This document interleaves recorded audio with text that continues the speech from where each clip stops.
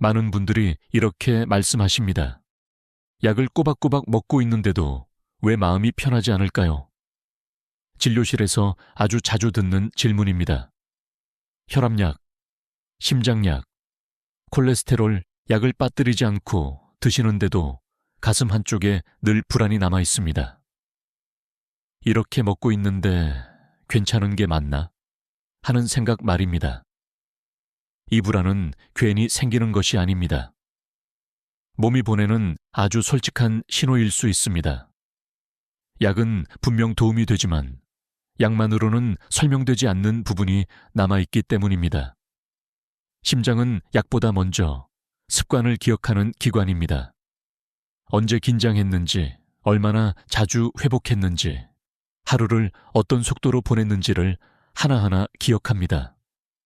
약은 그 위에 올라가는 보호막에 가깝습니다.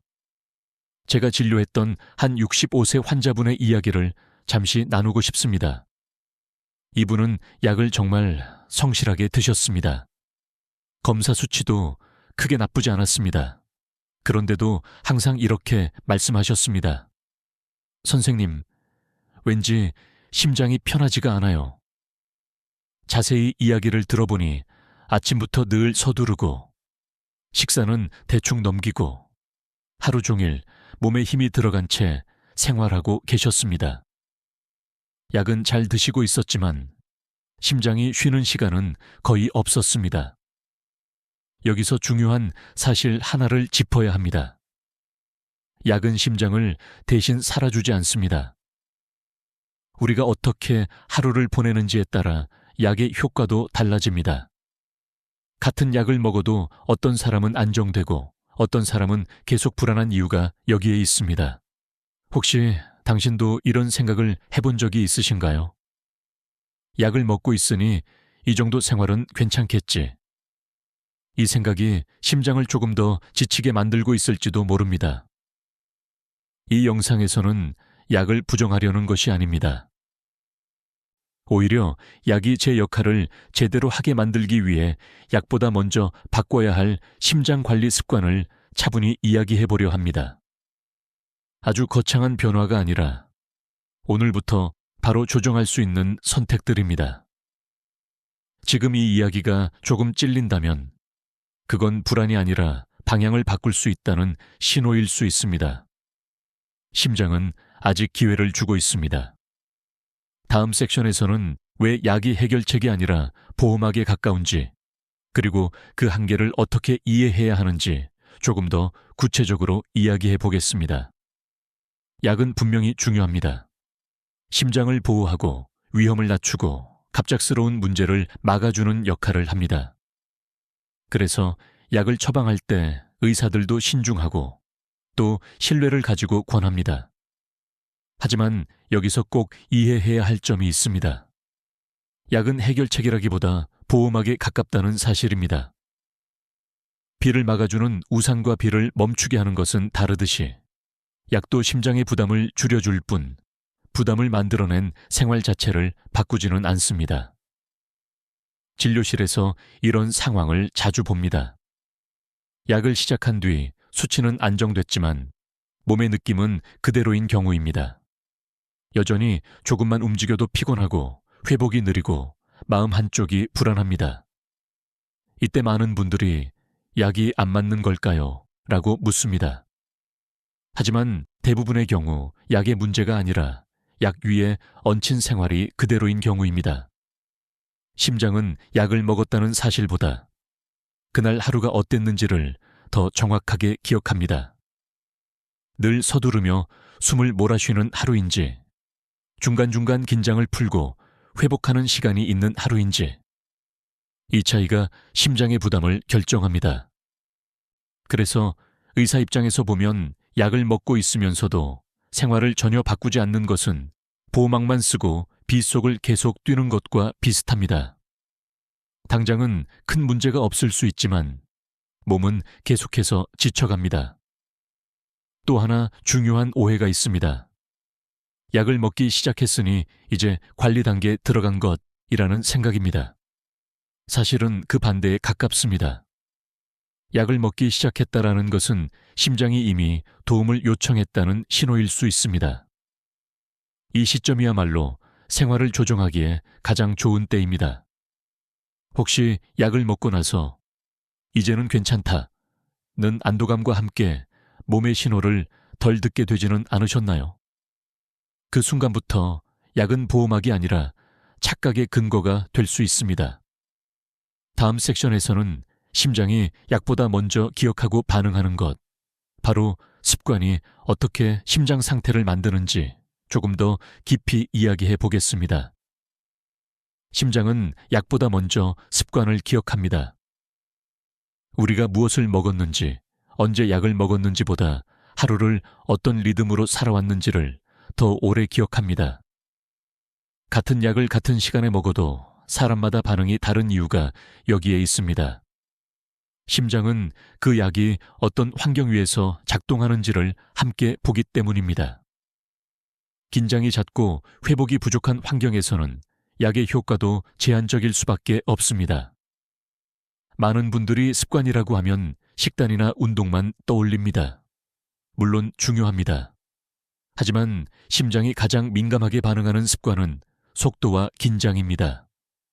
얼마나 빨리 움직이는지, 얼마나 자주 몸에 힘을 주고 사는지, 얼마나 자주 쉬지 못하는지가 심장의 부담을 결정합니다.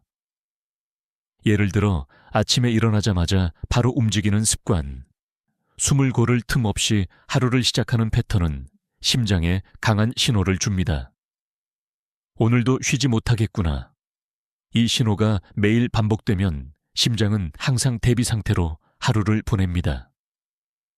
반대로 아주 짧은 순간이라도 속도를 낮추는 습관은 심장에 전혀 다른 메시지를 보냅니다.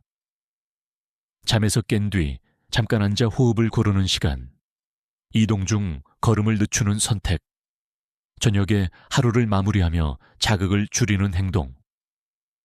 이 작은 습관들이 심장의 긴장을 풀어줍니다.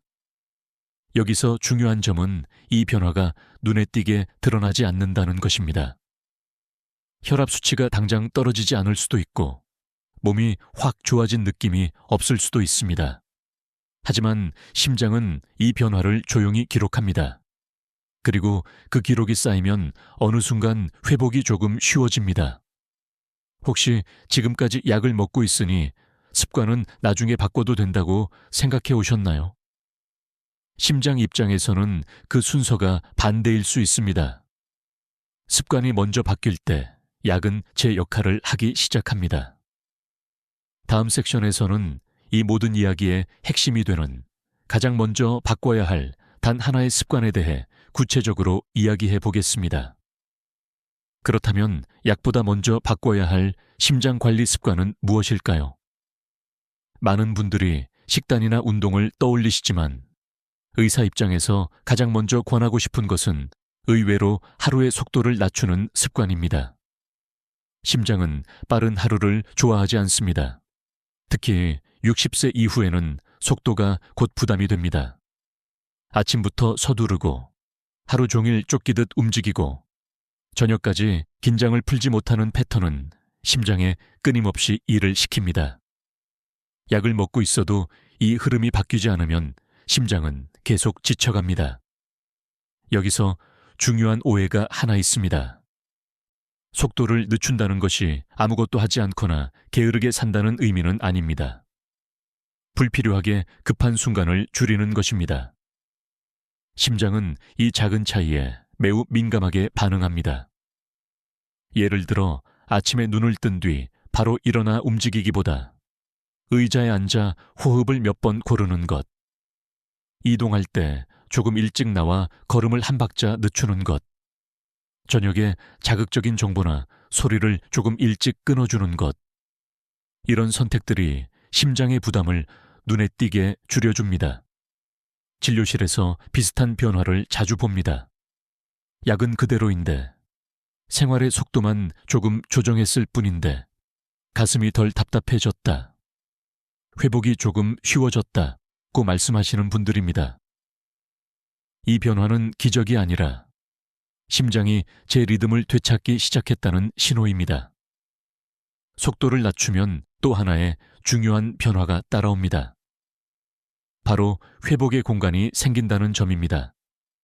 심장은 회복할 시간이 주어질 때 염증을 가라앉히고 긴장을 풀고 다음 하루를 준비할 수 있습니다. 이 공간이 사라지면 아무리 좋은 약도 제 역할을 하기 어렵습니다. 혹시 이 나이에 속도를 줄이면 뒤처질 것 같다고 느끼시나요? 하지만 심혈관 건강에서는 속도를 줄이는 것이 뒤처짐이 아니라 오래 가기 위한 선택입니다. 심장은 경쟁이 아니라 지속을 원합니다. 다음 섹션에서는 왜 많은 사람들이 이 중요한 습관 대신 약 뒤에 숨게 되는지, 그리고 그 선택이 어떤 결과를 만드는지에 대해 이야기해 보겠습니다.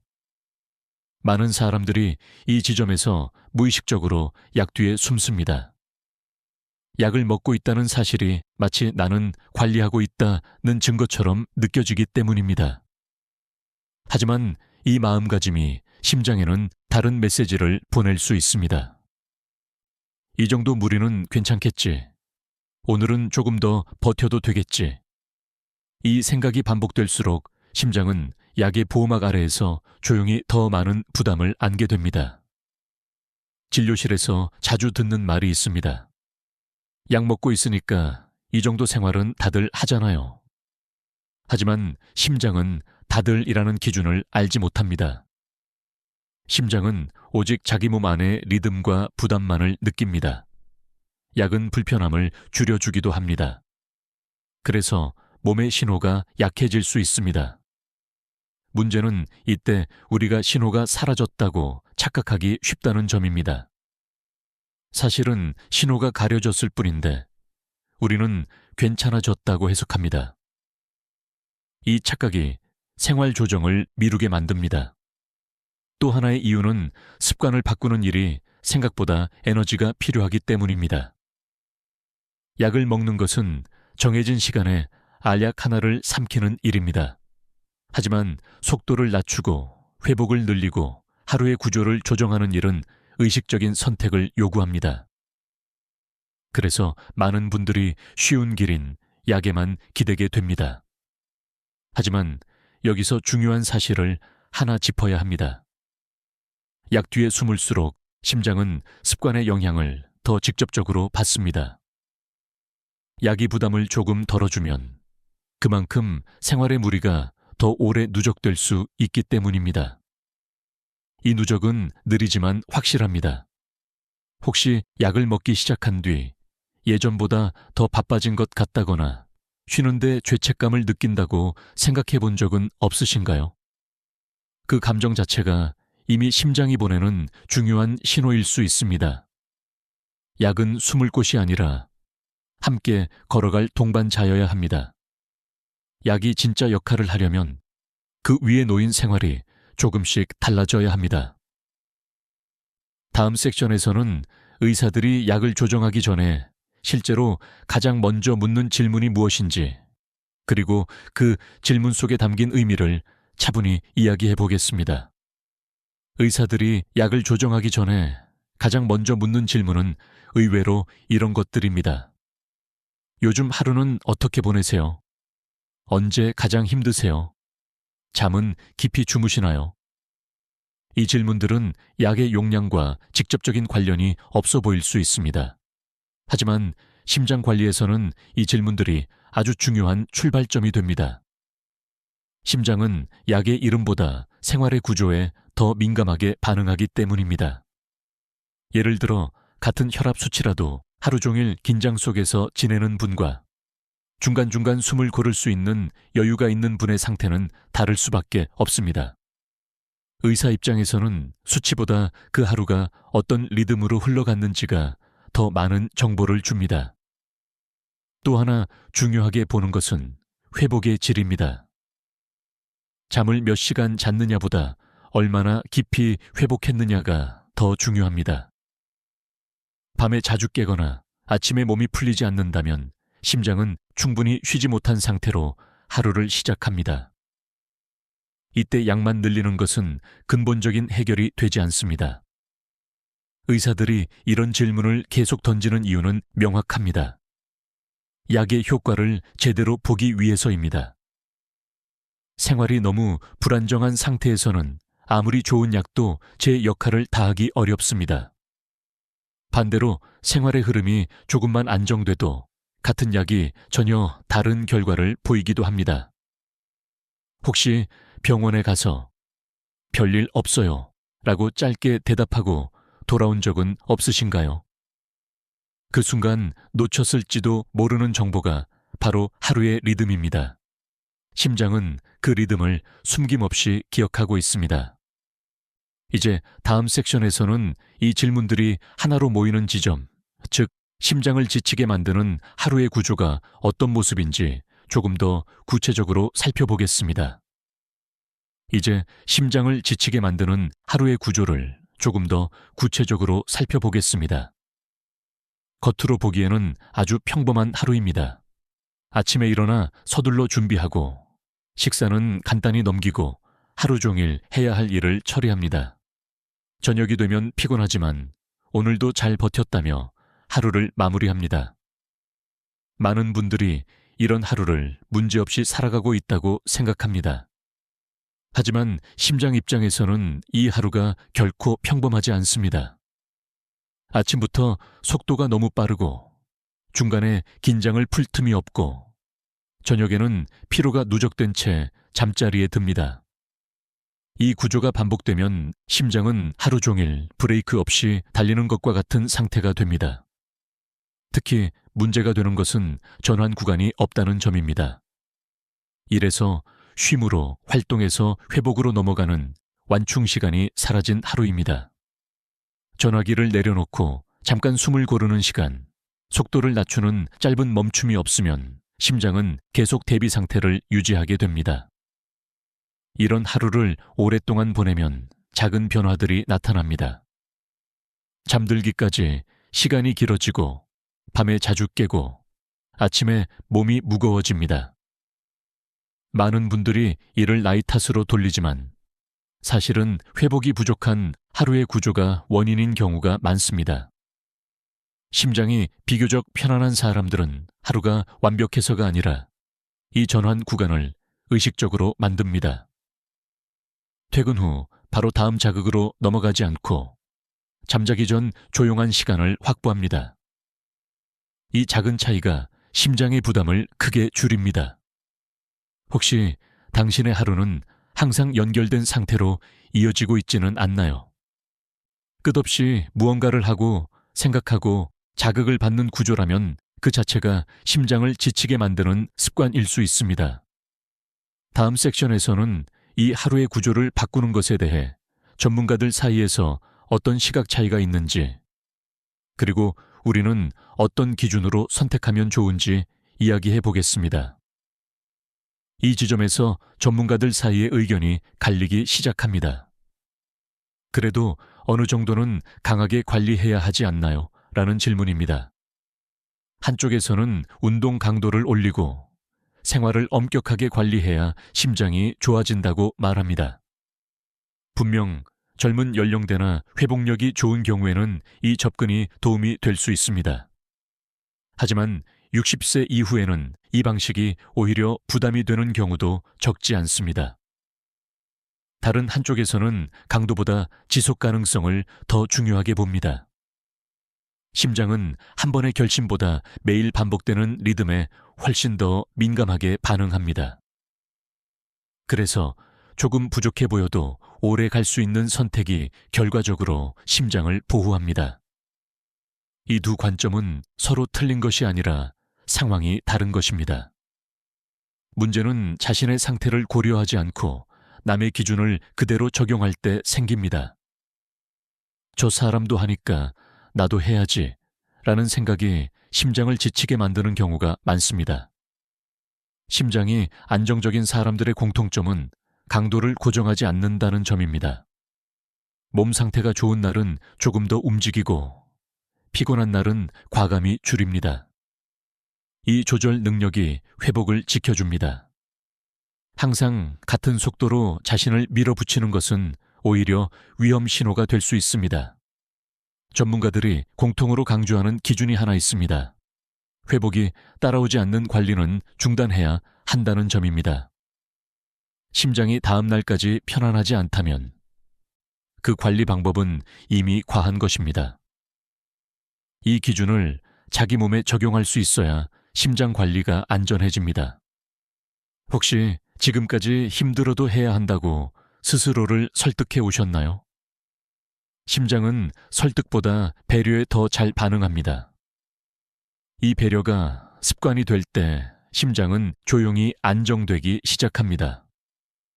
다음 섹션에서는 특히 이 기준을 더 엄격하게 지켜야 하는 경우, 즉 약을 먹고 있거나 몸의 신호가 자주 나타나는 분들이 주의해야 할 상황들을 정리해 보겠습니다.